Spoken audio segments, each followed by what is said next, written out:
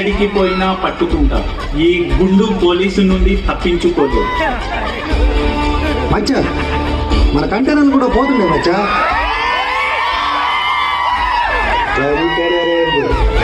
కంట్రీలు కూడా దాటుతాయి.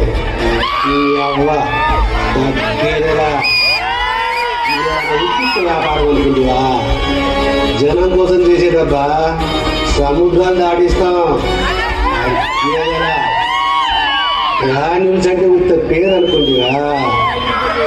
గ్రాన్యూల్స్ అంటే ఉత్త పేరు అనుకుంటువా? గ్రాన్యూల్స్ అంటే బ్రాండ్ అబ్బా.